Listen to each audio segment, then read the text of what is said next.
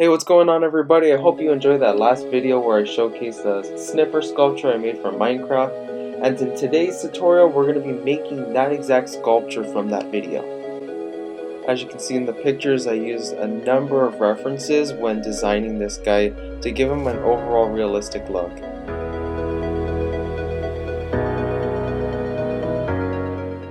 So to start off this sculpture, I made a thin aluminum base for the top jaw and covered it with a thin layer of Cosclay.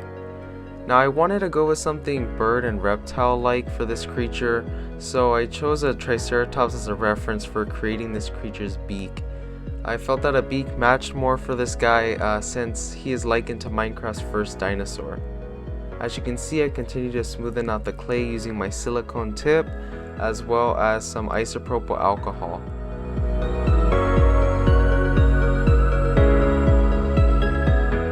I continue to sculpt out details as well as build out that shape for the beak.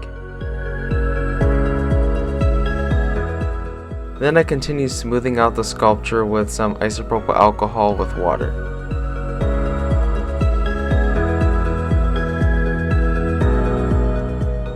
I then added some indentions for the eyes as well as carved out the nostrils.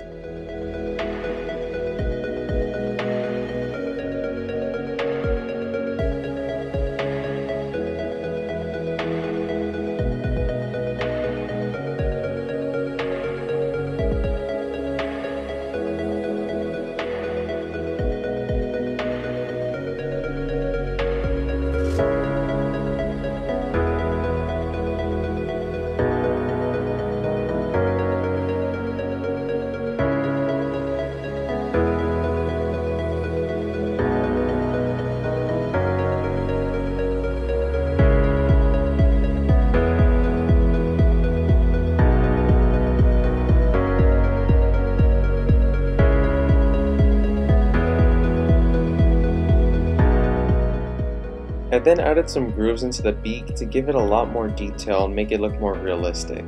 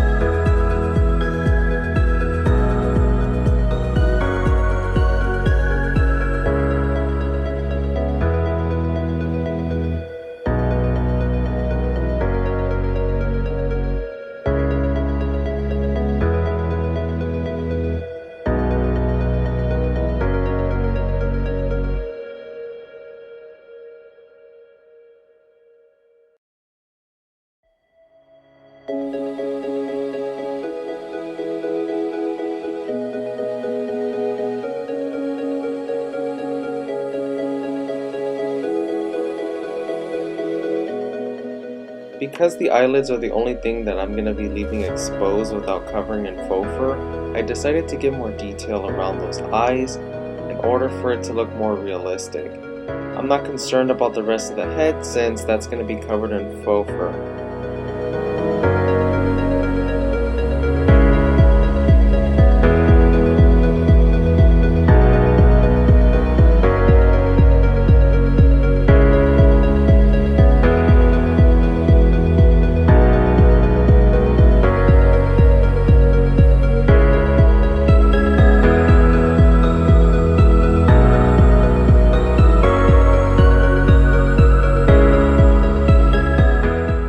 Then added some details to the underside of his slimy mouth.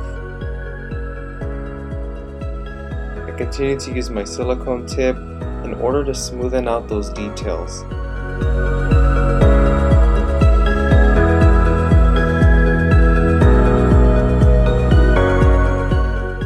I then sculpted the bottom jaw in a very similar way that I sculpted the top of the head.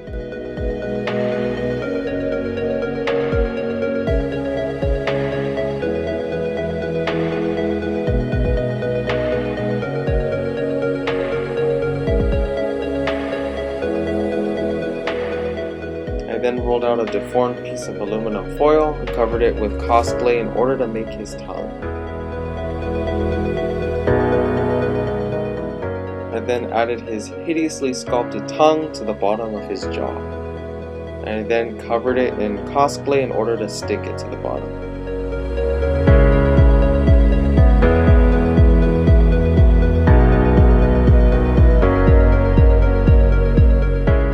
I then added some detail to the tongue using my small circle shaped sculpting tip. It helped achieve the detail of adding some taste buds.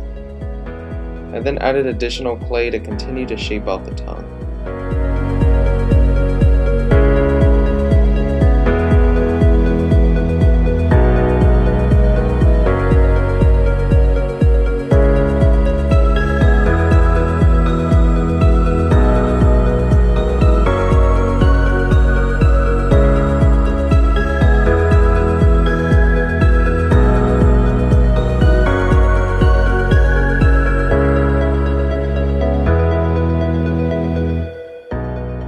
For my failed attempt at sculpting a posable jaw, I would have sculpted the bottom jaw and the top of the head together initially.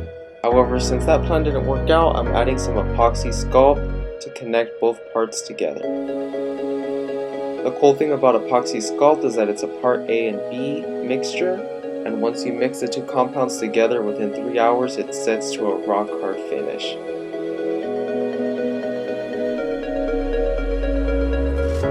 I then added some clay to the side of the mouth to copy the way a Triceratops mouth opens and shuts.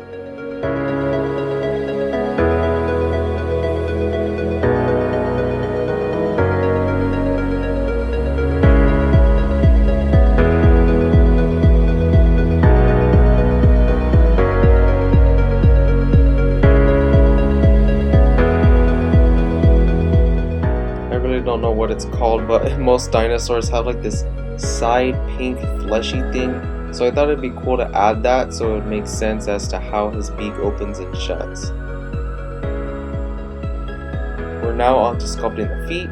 I rolled 3 balls of Cosclay as well as made an aluminum base and took a thin layer of Cosclay, wrapped it around there to create the foot.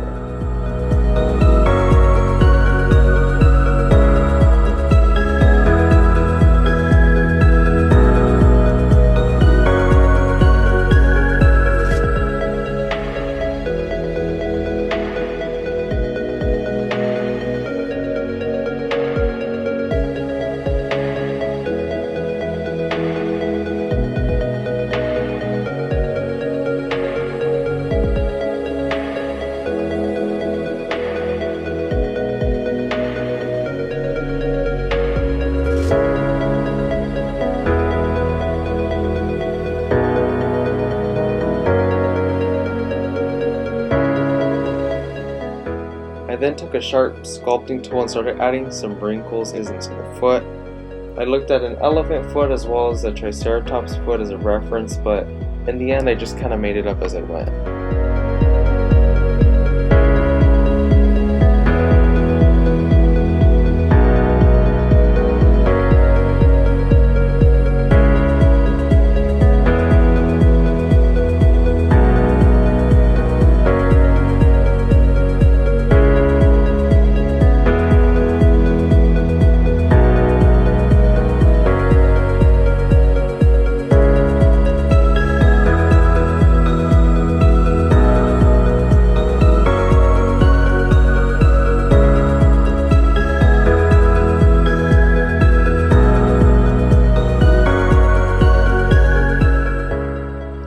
Carved out some upside down letter D's in order to make the nails.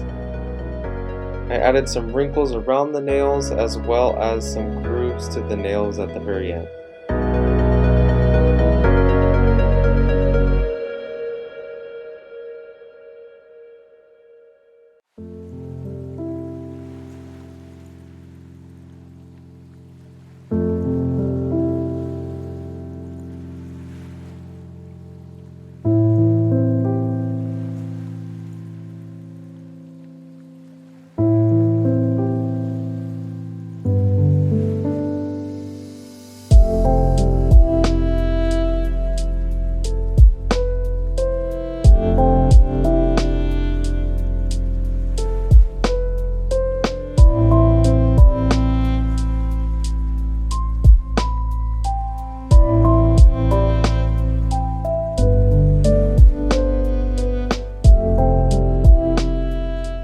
can understand, this is a very time-consuming process. Unless you have the money, I definitely recommend making a mold of the foot so you don't have to be sculpting these guys individually, because the main difficult thing is making all these guys look identical. But if you're cheap like me, you'll have to sculpt each foot individually.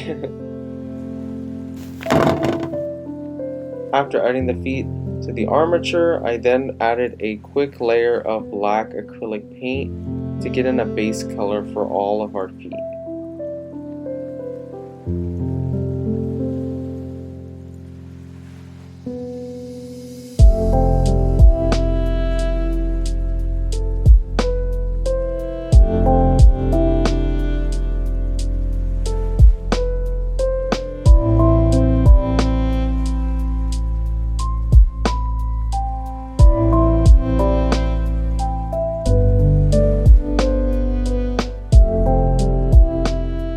After painting the feet black, I went on to painting the Sniffer's beak. I decided as a base color to add a bright, almost semi-gold yellow. If you have an airbrush, I definitely recommend using it. I just sometimes hand paint because I don't want to have to deal with the whole process of cleaning the airbrush out, and I feel that it gives me a similar result at the very end.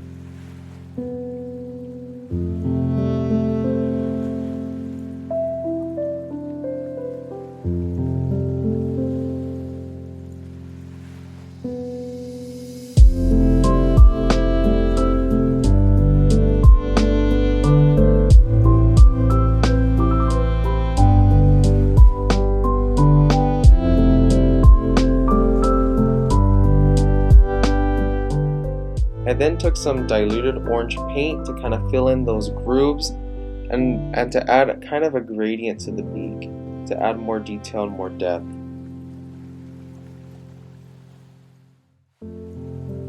After painting the beak, I decided to paint the head red. This is kind of as a safety precaution when I flock the head with the burgundy fur. In case I miss any spots, it's better for a red base color to be there rather than white being exposed.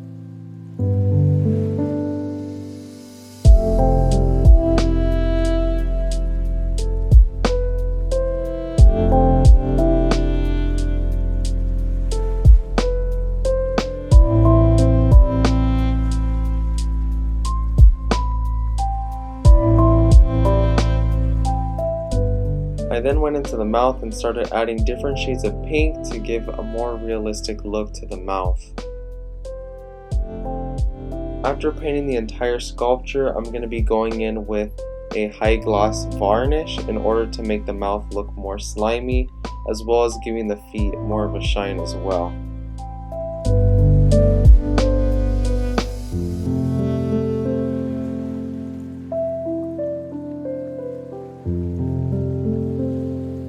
After the feet were done drying, I then dry brushed the feet with a light gray. If you're not familiar with the technique of dry brushing, basically with your paintbrush you grab a little bit of paint and wipe off the excess, and then you lightly brush over the entire sculpture, and this adds highlights of color to your sculpture.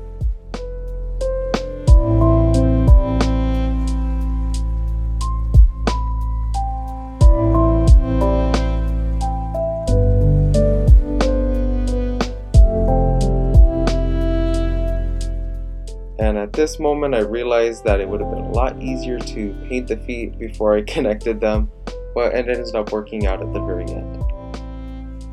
And then for a final touch, I decided to add a thin layer of blue metallic paint to the feet as well. After everything was finished, I wrapped the entire sculpture with some quilt batting.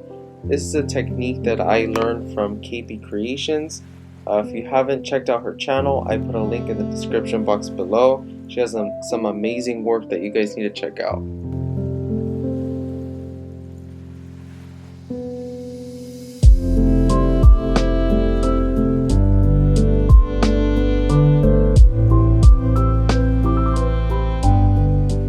And that's a wrap, guys.